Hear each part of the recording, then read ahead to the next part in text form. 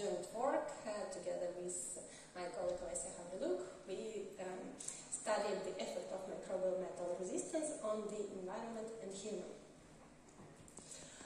So the study of our study deals with the interaction of microorganisms with toxic metals. You know, the problem of pollution of environment with toxic metals is actual all over the world, so we tried to also study this issue and to suggest our solution of this problem. You all know that there are a lot of different technologies that deals with the purification of the environment from toxic metals, such as physical and chemical and many other approaches. And we suggest that microbial-based approach is the most suitable in this case, because microorganisms possess different types of interaction with metals, so they can interact in different ways, and this enhances the efficiency of metals removal from solution, for example. And here you can see the summary of microbial interaction with metals. For example, they can precipitate the toxic metals in the form of insoluble compounds such as carbonates or sulfides.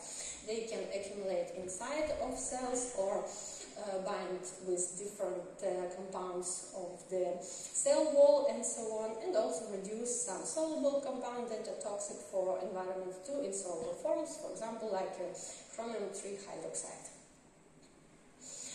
So the goal of our work was to study microbial resistance to toxic metals and the pathways of their interaction based on the thermodynamic calculations as well as the genetic potential of bacteria. So here we suggested 2 points of our investigations. First of all, we have to understand the behavior of metals in the environment and what types of possible interaction microorganisms can carry out with these metals. And the second point is microorganisms. So we studied the metabolic activity of microorganisms and their genetic potential to interact and remove toxic metals. Our study dealt with 2 microorganisms, 2 strains that were isolated from soil contaminated with toxic metals. And the first strain was identified as Pseudomonas vesicularis, and the second one was Pseudomonas livii. And we started investigation on the interaction of these 2 microorganisms with the representative toxic metals and the possible pathways of metals removal from ecosystems. So, as I mentioned before, we have to understand how metals interact with microorganisms and what happens with metals in different environmental conditions. For this purpose, we use thermodynamic prognosis of microbial interaction with metals. It helps us to understand which form of toxic metals will be with different environmental conditions.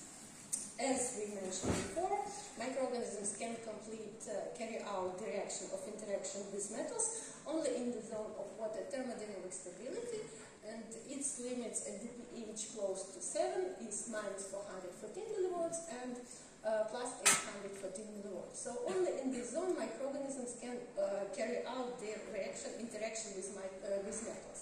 So you can see that the reactions marked with red are not possible for microorganisms, and they can carry out only these types of reactions.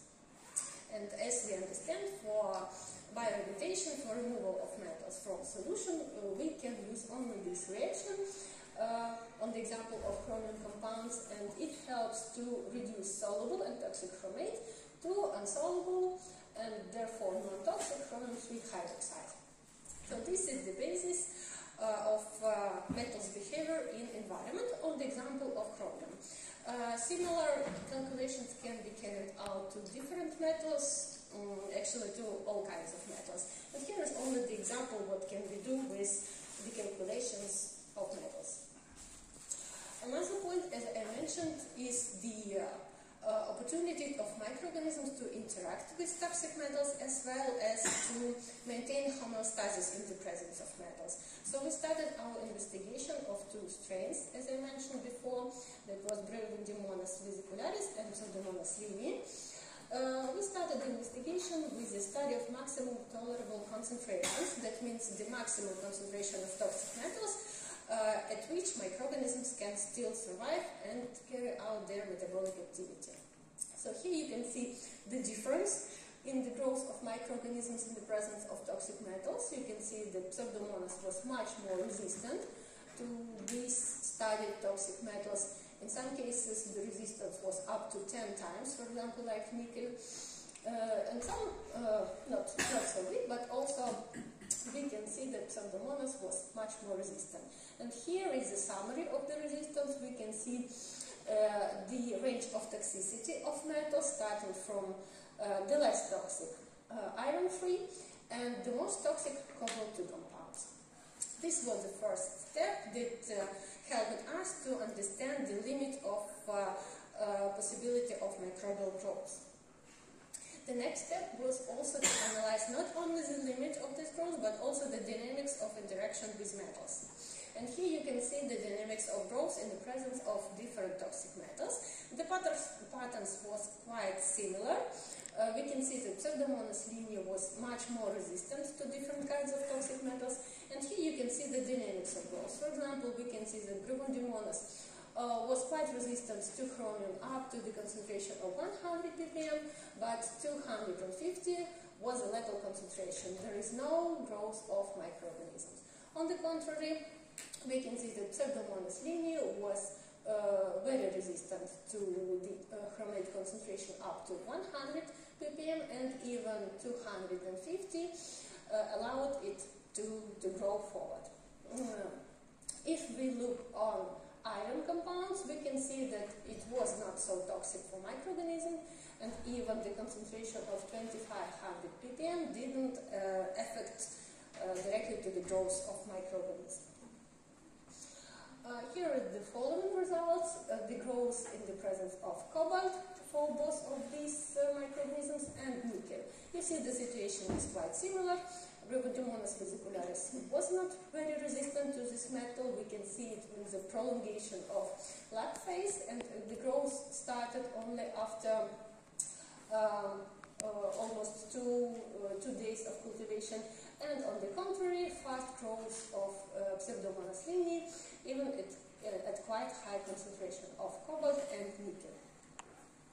And the final metal is copper. It showed quite big toxic effect. We can see that even the resistant Pseudomonas lineae was quite inhibited with the concentration of copper about 200 ppm. And Brevondimonas was also inhibited with the growth or even at 150 ppm. So this information showed us that microorganisms have the potential to be resistant to different types of toxic metals. And the next step of our investigation was to study not only the resistance to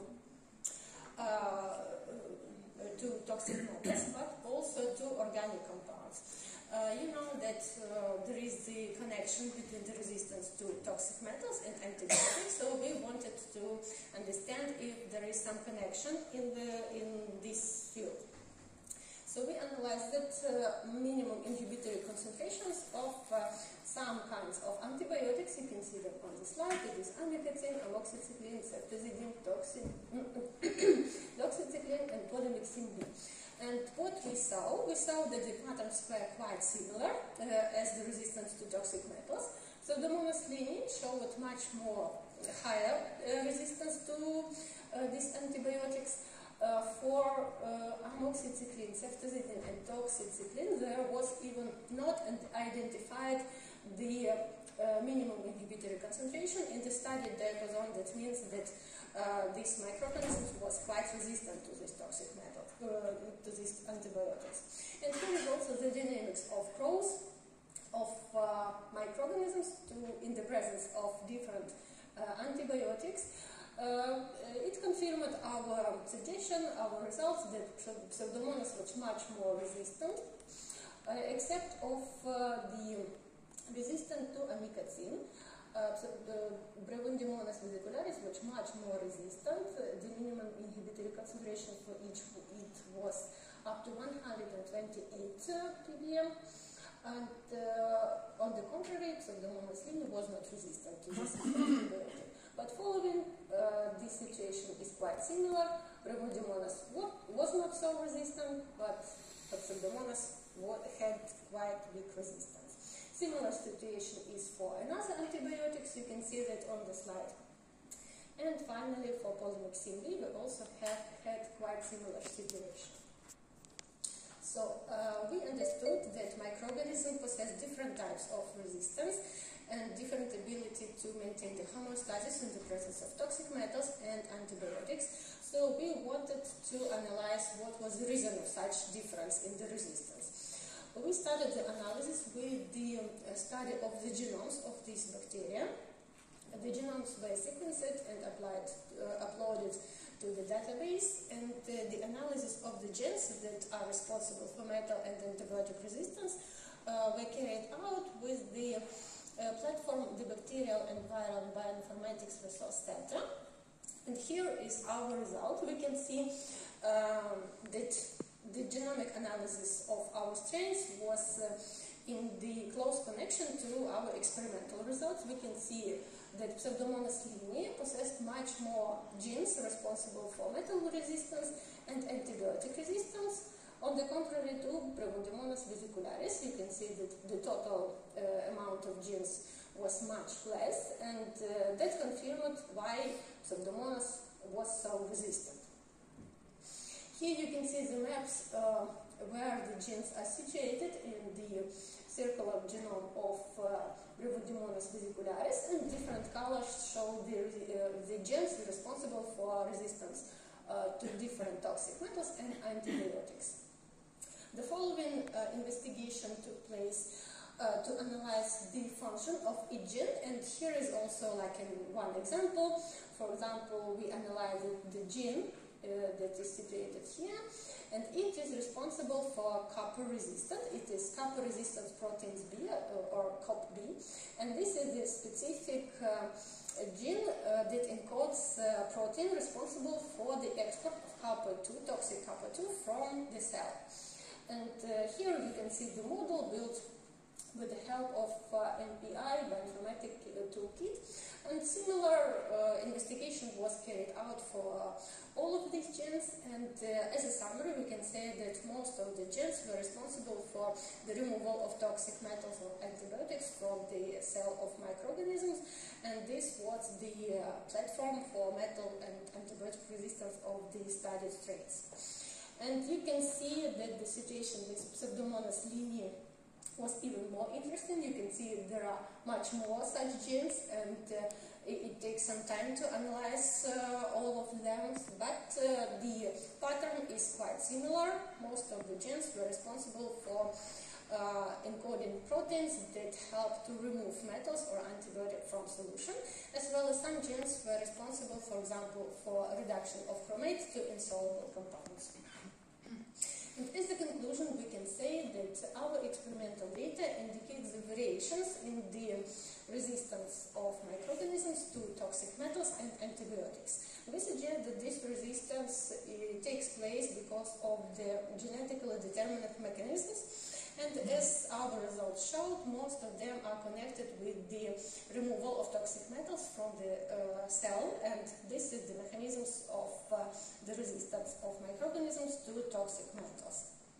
Also, sometimes it is suggested that microorganisms possess similar levels of resistance to metals and antibiotics because the same gene is responsible for both metal and antibiotic resistance. Our investigation showed that no patterns was found that one gene was responsible both for metal and antibiotic resistance. We suggest there are different genes that are responsible for this. And the further promising continuation of the research, and that is in our plans for further, is the study of the gene's activity and the efficiency of their expression in the presence of toxicants. And this will help to understand more deep in the mechanisms that microorganisms use to protect themselves from toxic effect of metals and antibiotics. And thank you for your attention.